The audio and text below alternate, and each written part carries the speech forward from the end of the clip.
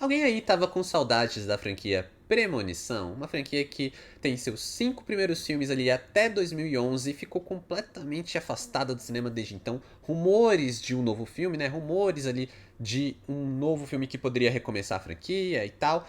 Eu confesso que, da minha parte, eu já até imaginava que isso não ia acontecer mais. Eu imaginava que, não, esse filme nunca vai existir, acabou a Premonição no quinto filme, que tem um bom final, né? Um final que é interessante como desfecho de franquia, se eles quiserem.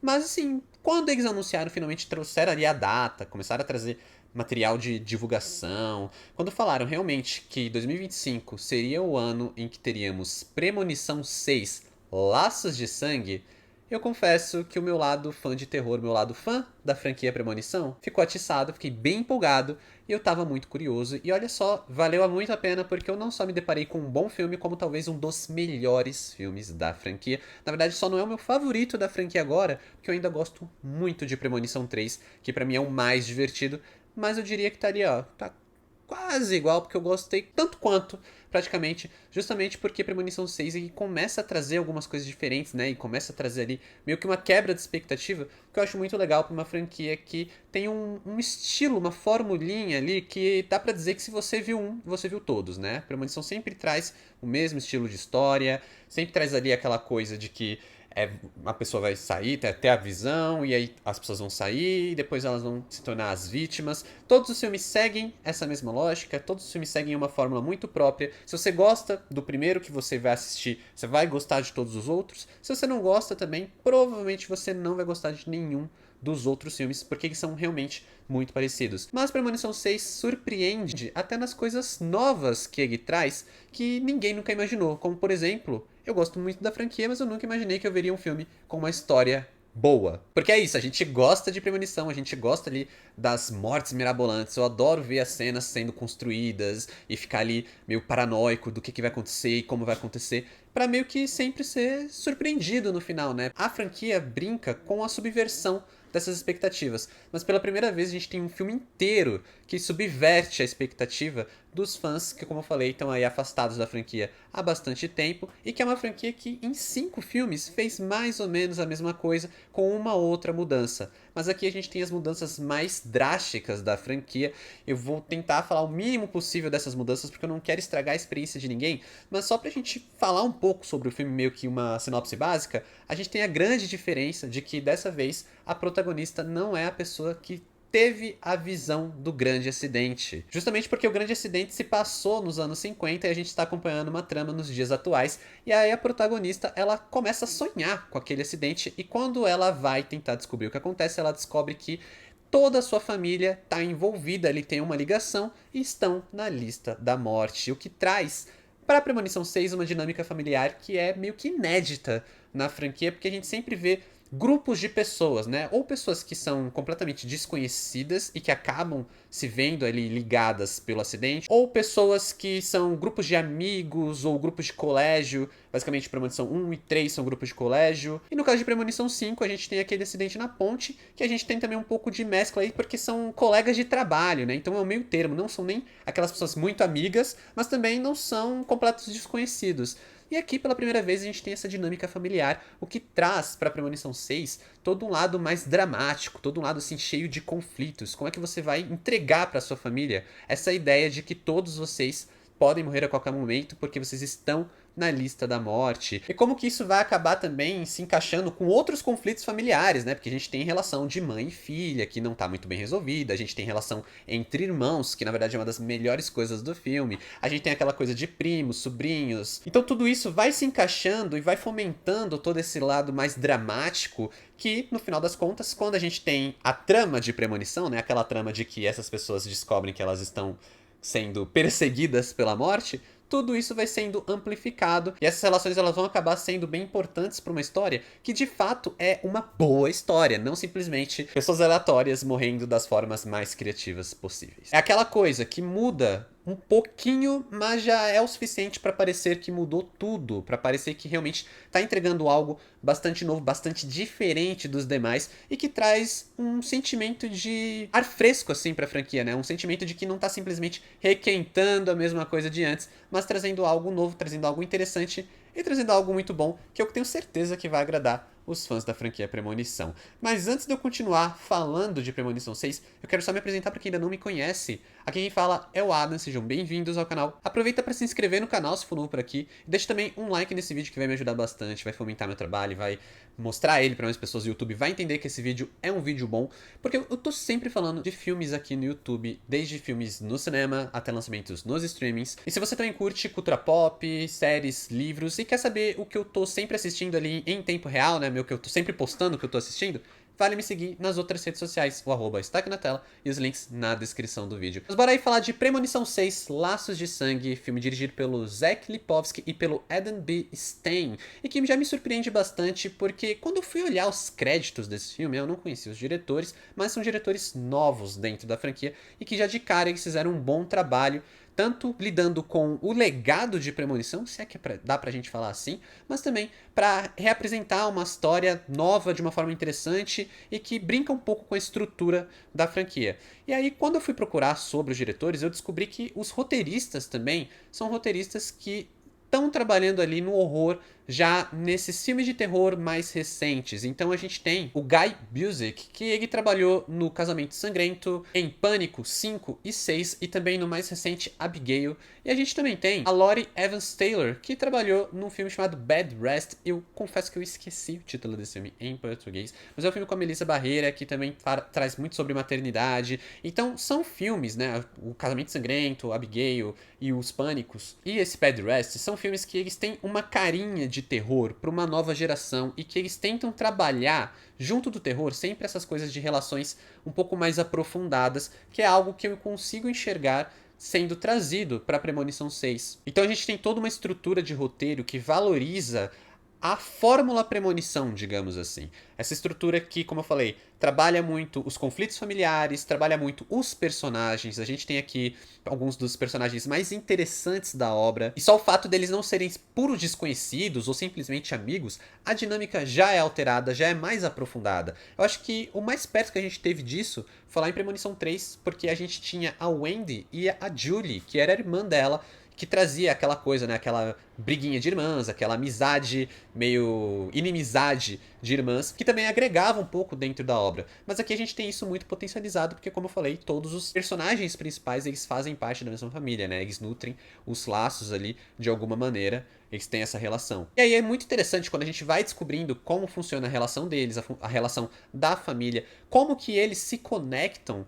com a visão lá dos anos 50, né? A premonição dos anos 50 e por que que eles estão na lista da morte. Tudo isso vai sendo trabalhado de uma maneira muito interessante e, como eu falei, vai potencializar todo o sentimento do filme graças à sua fórmula premonição, que é essa fórmula de você trazer as mortes elaboradas, as mortes surpreendentes. E aqui a gente tem algumas que não são apenas boas mortes, né? Mortes muito elaboradas e muito surpreendentes, mas também a gente tem uma série de referências, de easter eggs.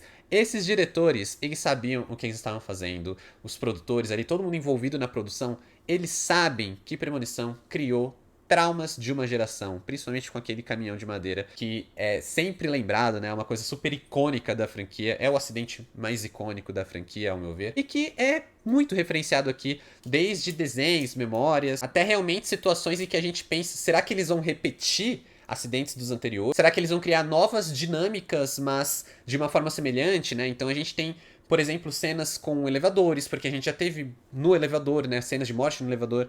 A gente tem cenas na estrada, a gente tem cenas com trem, a gente tem cenas com carros. E tudo isso funciona pra gente criar aquela expectativa. E sempre que a gente tá com aquela sensação de, beleza, já entendi pra onde vocês vão, já entendi porque eu já vi esse filme, eu conheço Premonição, eles vão lá e surpreendem a gente de uma maneira muito legal, muito interessante. E que pra quem tem esse humor mais mórbido, né? Pra quem gosta aí de terror, sempre fica aquele gostinho de ver uma boa morte em tela, que é uma coisa que esse filme entrega muito. Não vou entrar muito em detalhes, mas assim, a cena, né, que muita gente comentou, a cena da ressonância magnética, olha, vai ficar marcado entre os fãs de Premonição. Isso tudo vai criando um sentimento de que Premonição 6 mostra que a franquia ainda tem fôlego, sabe? A franquia que parecia estar cansada, parecia ser só uma repetição de ideias, que parecia que não tinha mais pra onde ir, não valeria a pena trazer de volta. Agora não, tem fôlego. Não só Premonição 6 é um dos melhores da franquia, mas sim, se forem fazer Premonição 7, provavelmente eu vou comprar a ideia logo de cara, eu vou ficar empolgado, eu vou querer assistir.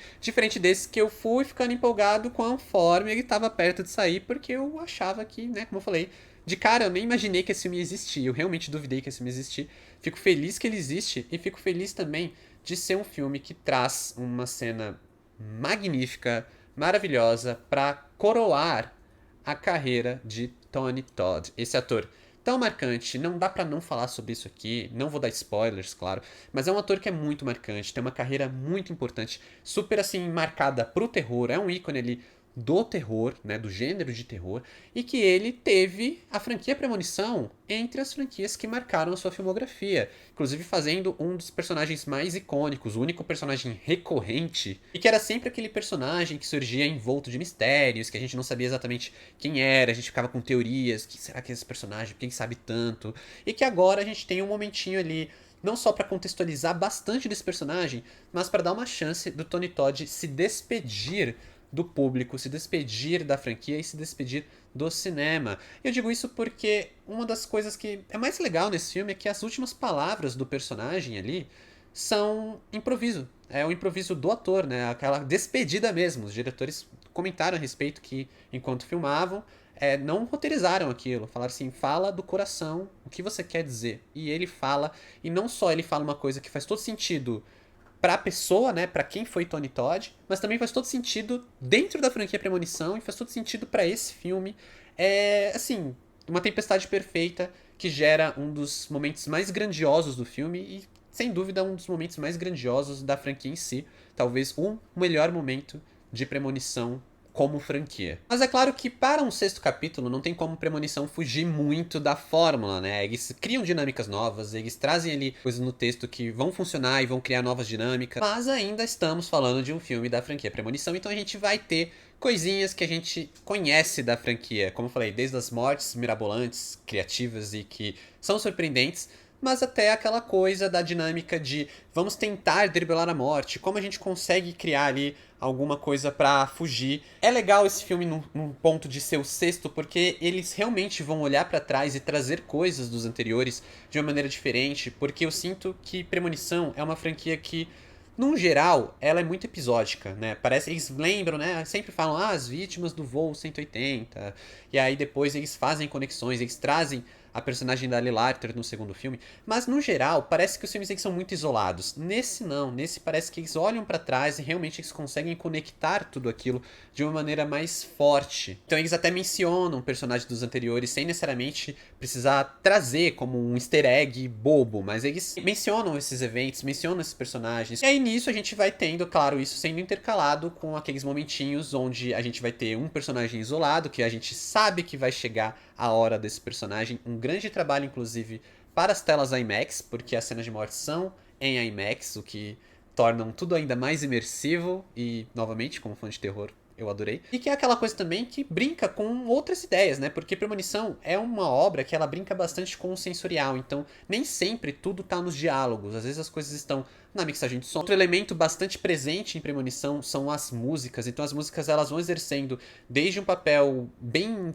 essencial aí pra dar uma dica do que vai acontecer, como em Premonição 3, ou fazendo aquela referência do Dust in the Wind, que é clássica de Premonição também, aparece de vez em quando em alguns filmes, que também é como se fosse um indício de que a morte está por perto. E aqui também a gente vai ter alguns trabalhos legais com o trabalho de música, com o trabalho de som. A cena ali do tatuador, que é a cena que eles divulgaram, ela tem um trabalho de música engraçado, porque vai subvertendo a expectativa, vai subvertendo ali o personagem. E tudo isso vai fazendo com que a gente se apegue aos personagens de uma maneira muito legal, né? De uma maneira que nem sempre a gente encontra em Premonição. Às vezes a gente encontra nos filmes de Premonição, né? No decorrer ali do grupo de vítimas, vai ter um personagem mais legal, vai ter um personagem mais chatinho, vai ter aquele personagem que a gente tá ansioso pra ele sair de cena, ou seja, a gente tá ansioso pra ele morrer. Aqui não, aqui no geral a gente tá pegado aos personagens, a gente tá ali preocupado com o que vai acontecer com eles, isso cria dois efeitos muito curiosos, porque no decorrer do desenvolvimento, isso valoriza muito o filme, né? Isso, na verdade, é valorizado pelo filme,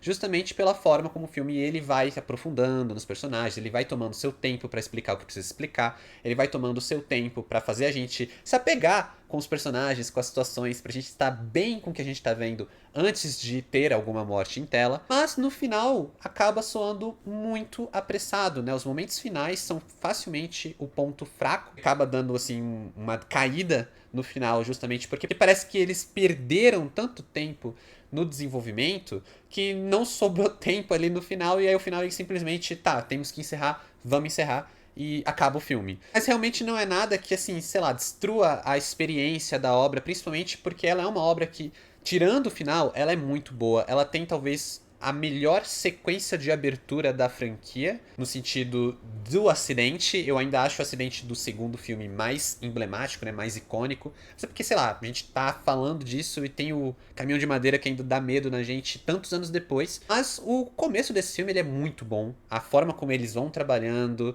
ali os elementos, a forma como novamente eles trabalham o som, como eles abrem a imagem. A gente vai sentindo assim que os personagens eles parecem estar perdidos naquele grande ambiente. Sabe quando tem, sei lá, uma pintura com um grande cenário e os personagens mais menorzinhos ali num canto, e aí parece que estão sendo, sei lá, intimidados até pelo ambiente. A gente sente um pouco disso na sequência de abertura. E, consequentemente, a gente também parece que tá sendo intimidado pelo que vai acontecer, até porque a gente sabe que vai acontecer um acidente em algum momento, a gente sabe que as coisas tendem a dar errado em algum momento, afinal de contas é premonição. E aí, quando tudo acontece, é uma baita cena, é um baita momento, é desesperador. Acho que é realmente, como eu falei, uma das melhores sequências de abertura de um filme de premonição. É um filme que eu não tava esperando isso, mas assim, logo nesse começo já me pegou muito ali e eu fiquei até o final completamente vidrado. Dei muita risada, porque eu tenho esse humor mórbido. Mas é um filmaço, eu realmente gosto muito de Premonição 6, como eu disse. Talvez ele só não é o meu favorito porque eu realmente tenho um carinho muito grande pelo Premonição 3. Mas eu fiquei muito feliz com esse filme, baita trabalho. Então, para Premonição 6, Laços de Sangue, nota 7. Uma grata surpresa, facilmente um dos melhores filmes de terror do ano até então. Traz a formulinha que a gente conhece, que a gente ama, mas brinca com as dinâmicas novas, sabe? Continua ali a franquia de uma forma muito boa. Consegue dar um ponto final pra franquia ao mesmo tempo que consegue abrir ali novos caminhos, abrir assim, tipo, dar fôlego novo pra franquia caso eles queiram continuar. E eu acredito que vão continuar, porque eu acredito que esse filme vai ser super bem recebido, principalmente pelos fãs da franquia que estavam ali, né, sem um filme há tanto tempo, principalmente sem um filme bom, talvez até há mais tempo, porque os últimos não são dos melhores. Bom demais essas franquias que eu gosto voltando ao cinema. No ano passado tive uma grande surpresa com Alien Romulus, e esse ano com Premonição, que tá seguindo essa formulinha que nessa ausência parece ter sido aproveitada pelo filme do Macaco, O Macaco, que tem uma coisa bem parecida ali. Mas fala pra mim o que você achou de Premonição 6. Se você ainda não assistiu, comenta aqui embaixo suas expectativas. Muito obrigado por assistir até aqui. Valeu, falou e até mais.